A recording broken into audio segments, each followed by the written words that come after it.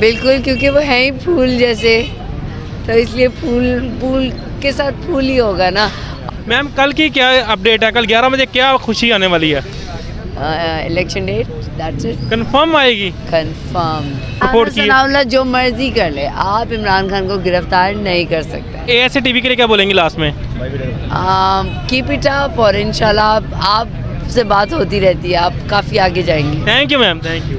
अस्सलाम वालेकुम, मैं हूँ शहजाद अमान और आप देख रहे हैं ASA TV। नादिया खटक अभी पहुँच चुके हैं लाहौर में। बहुत खुश हैं आज। बहुत कुछ हुई इसलिए कि दमादम मस्त कलंदर हो गया है, और लाहौर के बाद इस्लामाबाद जो है ना, आज वहाँ पर एक कहते हैं रैली भी हुई थी, जलसा भी हुआ था।